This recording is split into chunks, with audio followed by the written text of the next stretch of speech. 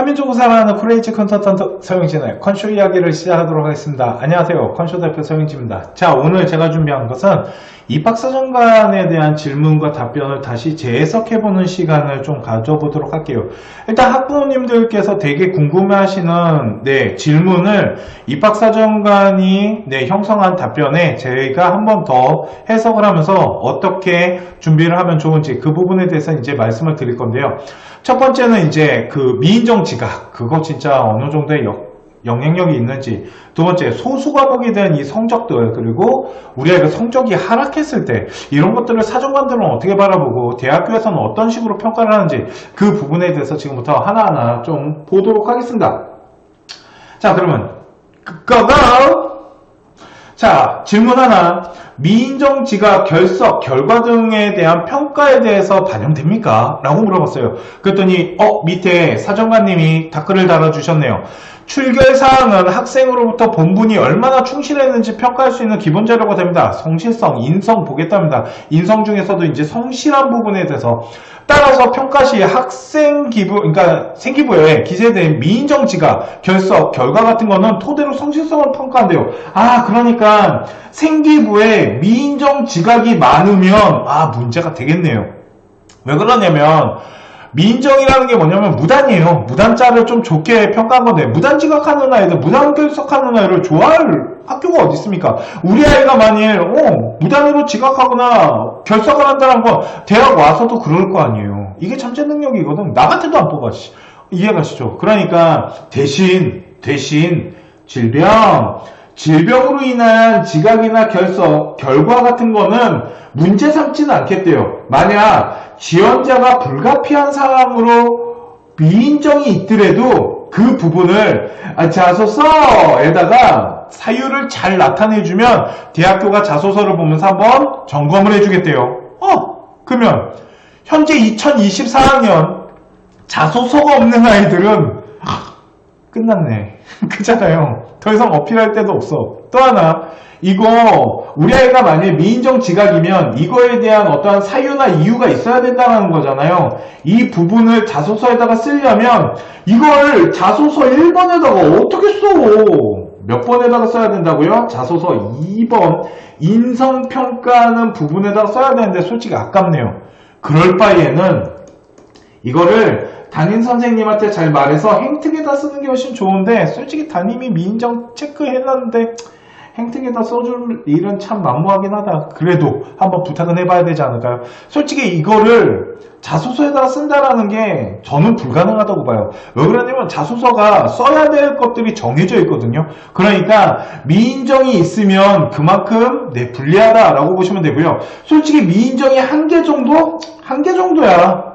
제가 봤을 때는 어느 정도 그럴 수 있잖아요. 그런데 이게 반복적으로 나타나는, 일명 상습적으로 나타나는 애들, 그런 아이들은 솔직히 성실성 부분에서 많은 점수가 깎이니까 미인정 지각이나 결석은 가능하면 생기부를 하는 데 있어서, 학종을 하는 데 있어서 받으면 안 된다라고 보시면 될 것 같아요. 이해가시죠? 자, 그럼 두 번째 질문을 좀 보도록 할까요? 자, 소수인 선택 과목이나 심화 선택 과목, 공동교육과정이 선택해서 이수하는 것이 평가에 유리한가요? 이수했는데 성적이 좋지 않으면 어떡합니까? 쉽게 말해서 소수인 선택 과목이 뭐냐면 몇 명 선택 안 한 거예요. 왜 몇 명 선택 안 했을까요? 심화적인 거나 고급적인 거나 아니면 어렵나 보죠.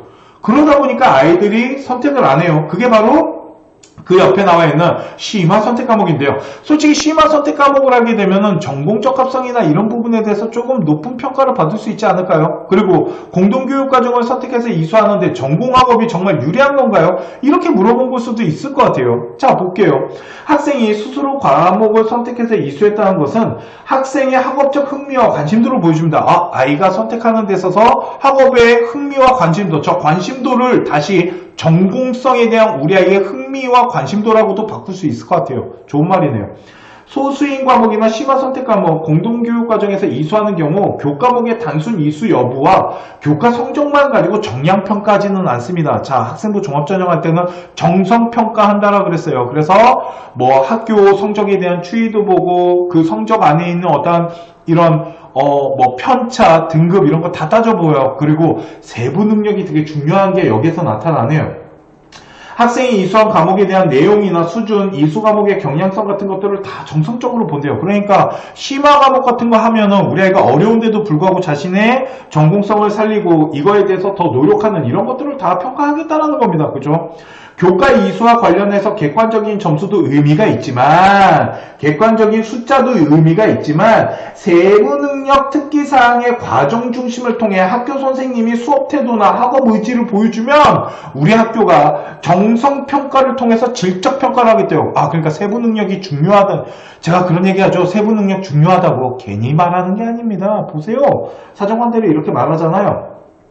정성평가를 통해서 학생마다 다른 흥미와 교과목의 이수 여부, 학업 역량, 전공적 합성, 발전 가능성을 평가합니다. 자, 이거 다시 해석할게요. 교과 이수 과목에 대한 학업 역량, 일단 단순 내신 등급과 성적에 대한 편차들을 통해서 학교 수준 보겠다라는 거예요. 두 번째, 전공적 합성, 전공 학업 보겠다라는 겁니다. 그죠? 우리 아이가 전공에 관련된 학업을 했는지, 예를 들어서 경영학과 가는 아이는 수학을 잘하고 영어를 잘해야 되고요. 제2외국어도 좀 챙겨야 돼요. 어문계열 가는 아이들은 영어와 국어와 제2외국어가 중요해요. 자, 그러면 공대 가는 아이들은 수학, 기하는 필수고요. 물리 잘해야 된다고 했습니다. 이런 식으로 전공에 관련된 학업을 했는지를 평가한대요. 그리고 발전 가능성이 뭐냐면 바로 우리 아이가 성적에 대한 추이를 보겠다는 겁니다. 어떻게 성적을 발전시켜 나갔는지. 1학년 때 성적이 좀 부족하더라도 노력해서 2학년 때 성적을 만들어낸다라면 그만큼 높이 평가를 하지 않을까요? 자, 그러면 또 하나를 좀 보도록 할게요. 진로 선택 과목이라는 게 있는데요.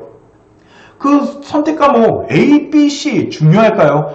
그거에 비밀이 좀 있는데요. 그거를 지금부터 한번 보도록 하겠습니다. 저는 잠깐 자, 보면은요, 이은고등학교가 있고, 시옥고등학교가 있는데요. 둘 다 기하라는 진로 선택 과목을 했습니다. 아마 공대 가는 친구일 수도 있겠죠. 원점수가 둘이 98점이 나왔어요. 그러면 요 원점수나 과목 평균, 요런 것들이 대학에다가 다 반영이 되나요?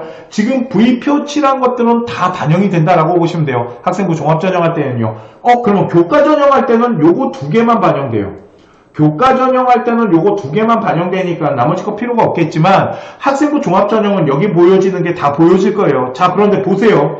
두 학교가 있는데 원점수가 98점이니까 같은 수준의 아이지만 과목 평균이요. 이은고등학교는 79.7이고요. 시옥고등학교는 45점이에요. 그러니까 여기가 충분히 더 어려웠다라는 거예요. 그런데 어려웠을 때 이제 성취도 분포 비율을 봤더니 문제가 79.7이니까 그렇게 크게 어렵지 않다 보니까 A를 받은 아이들의 비율이 61%나 돼요. 그러니까 요 A는요 61%짜리 A인 거고요. 요 A는 수업이 어려웠기 때문에 A를 받은 아이들이 10%라는 건 2등급대라는 거예요. 어떻게 보면 11%가 2등급이니까. 그러니까 2등급대가 만들어졌으니까 요 A가 쉽게 말해서 시읍고등학교가 이은고등학교보다 기하에 대한 점수가 똑같지만 더 높은 평가를 할 수 있다는 거예요. 이런 식으로 성취도 분포 비율인데 그러려면 이제는 고등학교가 이런 성취 비율을 만들어내기 위해서도 노력을 해야 되고요. 이런 것들을 통해 학교 수준 같은 것들을 좀 따져봐야 된다라고 보셔야 돼요. 이해가시죠? 요런 부분들이 좀 중요하다. 그러니까 요런 것들도 좀 같이 보셨으면 좋겠어서 올려놨습니다. 자, 그러면 요번에 이제 세 번째 질문을 좀 보도록 할까요?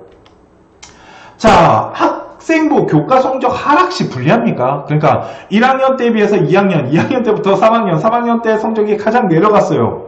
저는 솔직히 겁나 불리합니다 라고 말해요. 왜 그러냐면 고등학교 1학년이 있고 2학년이 있고 3학년이 있으면 우리 아이를 뽑고자 하는 게 3학년이 현재 시점이에요. 현재 시점의 점수가 이렇게 하락했다라는 건 현 시점에 아이가 제일 못하는 거잖아요. 전 그래서 되게 불리합니다 라고 얘기하거든요. 근데 사정관이 하는 얘기는 한번 볼까요?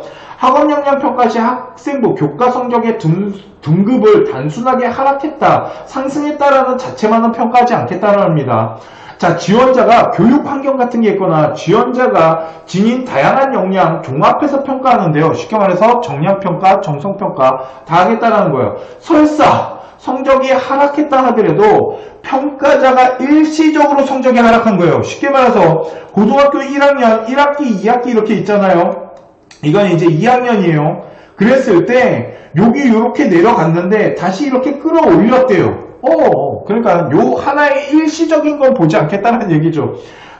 그리고 합당한 이유를 찾을 수 있다라면 그 상황을 평가자가 고려해 주겠대요. 뭐 아이들의 인원이 좀 적거나 아니면은 그때 문제가 되게 어렵게 나와갖고 등급대가 좀 만들어지지 못했거나 아니면 너무 쉽게 나왔기 때문에 아이들이 등급을 워낙 많이 해서 4%가 형성되지 않으면서 등급이 무너질 수도 있겠죠. 이런 것들을 다 봐주겠다라는 거고, 만약 이런 부분이 있다면 그런 것들을 자기소개서에다가 한번 어필해보세요 라고 하니까 이거는 학업적인 부분이니까 자소서 1번에다가 조금 어필할 수 있는 방법은 있지만 자소서 1번도 솔직히 쓸 게 많기 때문에 이거를 어필한다는 게, 그러니까 약간의 성적을 무너졌을 때 이거를 극복하기 위해서 자소서 1번에다 쓰는 건 좋은 방법이 될 수도 있겠죠. 대신 거기에서만 머물지 말고 그걸 통해서 더 발전하기 위한 어떤 프로그램과 시스템 같은 것들을 자기화시키는, 이런 자기주도를 더 발전시키는 스토리가 있어야 된다고 봐요. 그러니까 내가 만약 성적이 떨어졌을 때 그거를 극복해서 올리는 스토리를 자소서에다가 쓰면 대학교가 반영해서 보겠다는 겁니다. 이해가시죠? 그렇다 그래서 나 막 오답노트 썼어요, 그런 거 쓰지 마시고요. 이해가십니까? 이런 식으로 해서 대학교에 성적이 하락하면은 불리합니다. 제가 생각했을 땐 불리하거든요. 근데 대학교에서 말하는 건 떨어진 거를 단순하게 보지는 않겠다라는 거예요. 정말 등급이 떨어졌을 때 원점수를 통해서 학교의 수준이나 수강자 수, 아이들의 능력들 이런 거 다 고려해서 보겠다는 거죠. 그 상황을. 그러니까 그걸 정상평가에다 넣는 거고, 만일 내가 극복한 것들이 있으면 자소서에다 쓰면 그만큼 반영해 주겠다라는 거거든요. 그러니까 이런 부분들을 재해석할 수 있을 것 같아요. 자, 오늘 제가 준비한 질문 탑3 여기까지이고요. 저희가 질문한 거에 대해서 이제 사정관이 이제 글을 남긴 거를 저희가 다시 재해석을 해봤습니다. 이 글은 경희대학교에서 제공을 해줬고요. 이 글을 통해 갖고 재해석은 저 컨설턴트 서영진이 한번 해보았습니다. 오늘 방송 여기까지 하도록 하고요. 다음 시간에 더 좋은 방송으로 찾아뵙도록 하겠습니다. 지금까지 합격을 하는 DNA 서영진이었습니다. 감사합니다.